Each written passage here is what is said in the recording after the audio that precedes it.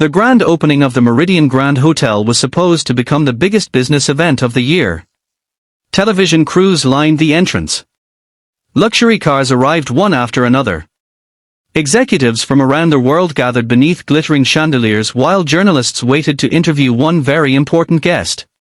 Sheikh Omar al-Rashid, one of the Middle East's most respected billionaire investors, had flown thousands of miles to decide whether his investment company would fund the hotel's international expansion. The deal was worth nearly $2 billion. Months of preparation depended on a single afternoon. Hotel employees rehearsed every greeting. Managers memorized schedules. The general manager reminded everyone of one rule. Nothing can go wrong today. Across the lobby, Daniel Parker quietly polished the marble floor near the entrance. Most guests assumed he was simply part of the cleaning staff. In reality, Daniel worked wherever help was needed. Some mornings he repaired broken furniture. Other days he carried luggage or helped maintain the gardens. After losing his wife 4 years earlier, he accepted every shift available to support his 6-year-old son, Adam. Their hotel couldn't afford full-time childcare, so after kindergarten Adam often waited quietly in the employee lounge until Daniel finished work. Every employee knew the cheerful little boy. He greeted everyone with a smile. Shared homemade cookies his father baked on weekends. And somehow remembered every security guard's birthday. Few people knew something unusual about Adam. Before his mother passed away, she had been an Arabic language teacher. Although Daniel spoke only basic phrases, Adam had grown up hearing Arabic stories, songs, and bedtime prayers every evening. Even after her passing, Daniel kept her memory alive. Every night they listened to recordings she had made reading children's books in Arabic. Adam practiced the language because he felt close to his mother whenever he spoke it. Daniel never imagined that simple tradition would soon change their lives. Shortly before noon, black luxury vehicles entered the hotel's circular driveway. Security teams moved into position. Sheikh Omar al-Rashid stepped from the first vehicle wearing a traditional white thobe beneath an elegant black bisht. His reputation preceded him. Brilliant businessman. Demanding investor. A man who valued respect above luxury. The hotel manager welcomed him enthusiastically. Everything appeared perfect. Until a serious mistake unfolded. A junior concierge accidentally confused Sheikh Omar's delegation with another international group. Their luggage was sent to the wrong conference wing. A reserved prayer room hadn't been properly prepared. To make matters worse, one executive impatiently interrupted the billionaire during a private conversation. Within minutes, Sheikh Omar's expression hardened. His interpreter quietly informed the hotel director. His Excellency believes your team is unprepared. Panic spread across management. Employees rushed through the lobby trying desperately to fix multiple problems at once. Nothing improved. Finally, Sheikh Omar stopped walking. He turned toward his chief advisor. "We're leaving." The interpreter translated calmly. "Our chairman has decided to end today's visit." The general manager's face turned pale. Months of negotiations were collapsing. Investors exchanged worried glances. Journalists sensed disaster. Television cameras quietly focused on the billionaire walking toward the exit. Daniel watched everything from across the lobby. He lowered his cleaning cloth. He couldn't change billion-dollar negotiations. He couldn't repair damaged business relationships. He simply held Adam's small hand as they stood near the entrance waiting for the commotion to pass. Adam looked up at his father. "Dad." "Yes. That man looks really sad." Daniel smiled gently. He probably had a difficult day. As Sheikh Omar approached the revolving doors, Adam suddenly recognized a phrase the interpreter quietly spoke in Arabic. Without thinking, the little boy stepped forward. In perfect Arabic, he smiled warmly and said, "Assalamu alaikum, sir. My mommy always said that guests should never leave a house with a heavy heart." The lobby froze. The interpreter stopped speaking mid-sentence. Sheikh Omar slowly turned around. His eyes widened in complete surprise. Then he looked directly at the little boy. For the first time since arriving. He smiled, the entire hotel lobby fell silent. Executives stopped talking. Journalists lowered their cameras. Even the security officers looked at the little boy in surprise. Sheikh Omar al-Rashid slowly turned toward Adam. For a brief moment, no one spoke. Then the billionaire smiled gently and answered in Arabic. Wa alaykum assalam, my young friend. His voice was calm now. You speak Arabic very well. Adam smiled shyly. My mommy taught me. The words touched Sheikh Omar immediately. He knelt until he was at the child's eye level. Where is your mother now? Adam's cheerful expression softened. She's in heaven. My daddy says she still teaches me every day because we read her books together. The billionaire looked at Daniel. Daniel nodded quietly. My wife was an Arabic teacher.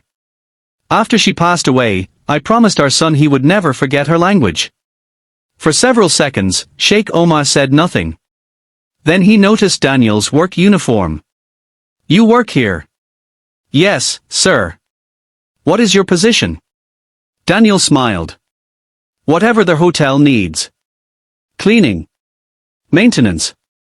Luggage. Sometimes gardening. I just try to help. The billionaire glanced around the luxurious lobby. Then he looked back at Adam. Your father has given you something very valuable. Adam tilted his head. What? A respectful heart. The words echoed through the silent lobby. Their hotel executives, who moments earlier had been desperately trying to rescue the business deal with polished presentations, now watched a simple conversation accomplish what they could not. Sheikh Omar slowly stood. He turned toward the general manager. When I arrived today, everyone wanted to impress me. He paused. But no one truly welcomed me.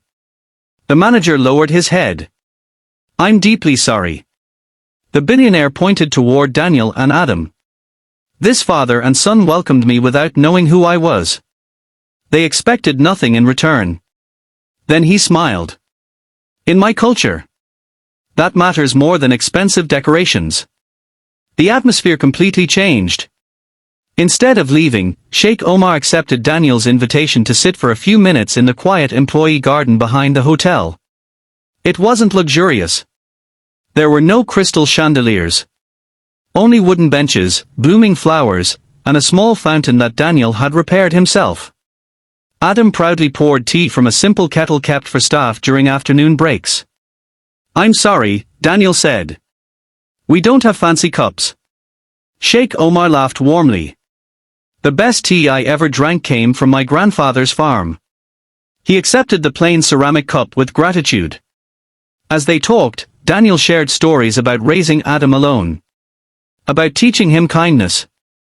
About preserving his mother's memory through language instead of sadness. The billionaire listened carefully. Finally he asked. Has anyone ever offered you a management position? Daniel smiled.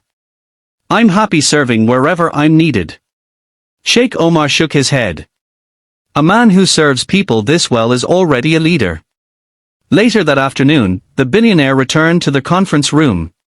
The same executives who had feared losing everything watched him enter with a completely different expression. He signed the investment agreement. But before doing so, he added one unexpected condition. I have only one request. The room became silent. I want every executive in this company to spend one day each month working beside frontline employees. Housekeeping. Maintenance. Reception. Kitchen staff. No exceptions. Several directors looked surprised. Sheikh Omar continued. If you wish to understand hospitality, begin with the people who practice it every day. The board unanimously agreed. News of the unusual agreement spread quickly. Reporters asked why the billionaire had changed his mind. He answered simply. I nearly judged an entire company because of one difficult moment. He smiled. Then a 6-year-old reminded me that character often lives far from the boardroom. Weeks later, the hotel introduced a new employee recognition program. Daniel was offered a promotion. He politely accepted, but only after asking one question. Can I still spend time helping the maintenance team? The general manager laughed. I had a feeling you'd ask that. Months passed. The hotel's reputation transformed. Employee satisfaction reached record levels. Guest reviews frequently mentioned one quality above all others. They make every visitor feel like family. One afternoon, Sheikh Omar returned unexpectedly. This time there were no television cameras. No press conference. No business meeting. He came carrying a beautifully wrapped wooden box. Inside was an antique Arabic storybook more than 100 years old. He presented it to Adam. For your collection. Adam carefully opened the first page. Written inside was a handwritten message in Arabic and English. Never forget that the language of kindness is understood in every country. Adam hugged the book tightly. I'll take good care of it. I know you will, Sheikh Omar replied. Years later, Adam became an international interpreter, helping people from different cultures understand one another. Whenever someone asked why he had chosen that career, he smiled. When I was 6 years old, I learned that sometimes one sentence spoken with kindness can change someone's entire day. Meanwhile, Daniel remained exactly as he had always been. Kind. Humble. Hardworking. He never bragged about meeting a billionaire. He simply continued greeting every guest with the same warm smile.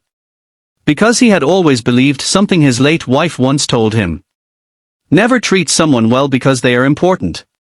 Treat them well because kindness makes people important. People often remembered the headline about the furious Arab billionaire who almost walked away until a little boy spoke Arabic. But those who knew their whole story understood that it wasn't the language alone that changed everything. It was the love of a single father who kept his wife's memory alive through his son, and a 6-year-old whose simple words reminded one of the world's richest men that the greatest form of hospitality begins not with luxury, but with a sincere and welcoming heart.